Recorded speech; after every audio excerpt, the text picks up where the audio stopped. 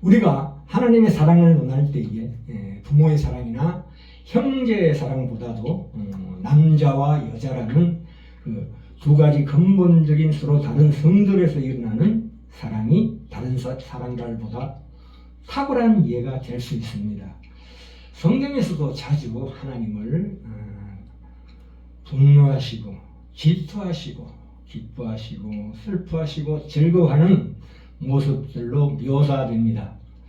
물론 이런 묘사는 하나님의 실제성을 표현하고 있다기보다 하나님을 인간의 감정으로 묘사하는 것으로 보입니다. 남자와 여자는 서로가 없으면 자신의 고유한 성의식이 존재하지 않습니다. 이 성경은 하나님의 연애 편지입니다. 자주 인간을 사랑하시는 하나님을 마치 연인으로 그리는 것도 같은 이유 때문입니다. 남녀 간에 일어나는 어떤 동경과 갈망은 사실은 남과 여, 너와 나라는 것은 본질적으로 근원적으로 하나인데 여기에서 너라는 것은 내 자신 안에는 없는 존재입니다. 오로지 타자죠. 그러니까 타자를 동경하고 그리워하고 사모하고 또한 얻으려고 노력하는 것입니다. 그러므로 보다 적극적으로 표현해보자면 연인들은 그 사랑에서 하나님을 만나는 것인지도 모릅니다. 그렇다면 연인끼리의 사랑은 왜 일어나는 것일까요? 그러면 그러한 원초적인 카테고리, 이 범주는 어디에서부터 기인할까요? 우선 창세기 1장 26절 가볼까요? 우리가 하나님에게서 이것이 기원했다고 고백할 수가 있습니다. 1장 26절 창세기 하나님이 가라사대 우리의 형상을 따라 우리의 모양대로 우리가 사람을 만들고 모든 것을 다스리게 하자 하시고 하나님이 자기 형상 곧 하나님이 형상대로 사람을 창조하시되 남자와 여자를 창조하시고 이렇게 나오십니다. 1장 26절에 하나님은 복수입니다. 복수. 이 인간의 창조에 대해서 함축된 내용을 담고 있습니다. 이 구절이 그 가운데 하나님이 우리로서 인간을 창조하셨음을 가리키고 있습니다. 하나님이 우리로서 복수죠. 하나님이 우리랑 두 명 이상이죠. 말하자면 삼위일체. 하나님은 한 분이시고 주님도 한 분이시지만 우리 구원을 위한 삼위의 구분이 있으시다. 이게 삼위일체이죠. 그 삼위일체 간의 영적 관계를 대표하는 인칭 대명사입니다. 우리라는 것이. 즉 우리란 말하면서 동시에 응답하고 응답하면서 말하는 인격적 관계를 나타내는 인칭 대명사입니다. 그러니까 하나님이 자신을 상대로 말하시고 동시에 그 말에 응답하시면서 그 관계로 인간을 창조하셨음을 가리키고 있습니다. 그러니까 하나님은 I am that I am, 나로서 자신을 또한 너로 세우시고 인간의 창조를 시행하셨음을 뜻합니다. 나와 너의 그 순적 남과 여라는 그 순적 카테고리가 하나님에게 그 근원을 가진다면 연인끼리의 사랑의 기원도 하나님께 있다고 할 수밖에 없습니다. 남자와 여자의 사랑은 그 기원이 하나님께 있습니다. 남자의 성과 여자의 성이 호르몬의 종류와 차이에서 결정되는 것이 아니고 오직 하나님에게서 결정된다. 그렇다면 남남인 연인들이 상대를 너로 만나면서 사랑을 나누는 것은 하나님을 모방하는 창조행위라고 볼 수가 있습니다. 그러니까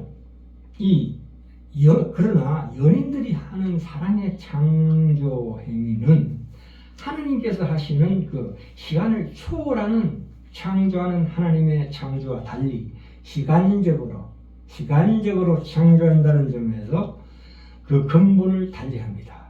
그러므로 결론은 뭐냐? 하나님의 사랑은 창조의 근원이고 인간의 사랑은 창조의 모방이며 연장이다. 이렇게 이해하셔야 합니다. 그리고 결국은 이 연인 간의 사랑은 결혼으로 연연맺게 되는데요. 에베소서 5장 31절 32절입니다. 그러므로 사람이 부모를 떠나 그의 아내와 합하여 그 둘이 한 육체가 될지니 이 비밀이 크도다. 나는 그리스도와 교회에 대하여 말하노라. 이렇게 말씀하고 있습니다. 창세기에도 나오죠. 우리가 이 창세기에도 나오지요. 24절에 2장 24절에 이름으로 남자가 부모를 떠나 그의 아내와 합하여 둘이 한 몸을 이룰지로다. 그래서 아담이 내 뼈 중에 뼈요 내 살 중에 살이라고 말했죠. 그러니까 하나님에게는 이 한 쌍의 남녀를 하나로 보십니다. 그러니까 결혼이라는 것은 하나님의 그 신적 기원을 가진다고 볼 수가 있습니다. 그래서 18절에 보시면 창세기 2장에 하나님 여자를 왜 지으셨는가 하면 여호와 하나님이 이르시되 사람이 혼자 사는 것이 좋지 아니하니 내가 그를 위하여 돕는 배필을 지으리라 하시니라. 여기서 돕는 배필이라는 것은 기능적인 차원이 아니라 어떤 전제론적인 차원입니다. 전제론적인 차원에서 그러니까 사람에게 팔이 있고 다리가 있는 것과 같다 이런 뜻입니다. 그것은 기능적 차원에서도 필요한 것이지만 전제론적 차원에서 돕는 배필이 되는 것입니다. 사람 몸에 팔, 다리, 눈, 코, 귀가 있어서 그를 돕는, 보충하는, 보완하는, 다시 말해서 그러니까 돕는 배필이 없으면 그 존재 자체가 불충분하다, 불완전하다 이런 뜻입니다. 혼자로서는 존재가 완전히 불완전하다. 팔다리가 없는데 그 존재가 완전합니까? 그렇지 않죠. 물론 사도 바울이 독신으로 있는 것이 좋다는 얘기를 했습니다. 그러나 독신으로 있는 것도 좋다고 얘기했는데 그것은 예수님과 함께 초대교회, 이 성경의 기초를 다지는 사도로서의 그 일꾼적 차원에서 말한 것입니다. 그러므로 결혼을 하지 않으면 가장 중요한 이 상징을 나타낼 수가 없습니다.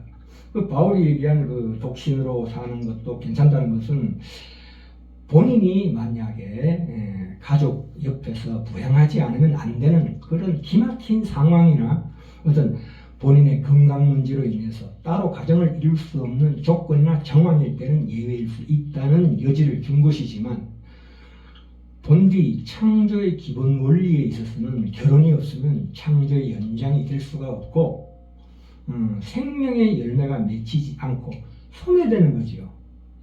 그렇죠. 창조를 못하면 육적으로든 영적으로든 생명이 소멸됩니다. 그러니까 내가 내 팔을 아끼듯이 내 눈을 아끼듯이 지금 하나인 존재여 한 부분으로 이 존재가 서로 나뉘어서는 그 반이 존재하는 것이 아니라 아예 없는 존재다. 원서서 13장에도 나오죠. 사랑이 없다면 내가 없는 것이다. 그러니까 사랑이라는 것은 결혼이라는 것은 존재, 생명의 열매입니다. 우리가 과일나무에 열매가 없다면 어떻게 됩니까? 그냥 소멸되는 거죠. 그와 마찬가지입니다. 우리는 예수 그리스도와 한 몸을 이루어야 하는 자들입니다. 성경은 우리를 그렇게 요구하고 있습니다.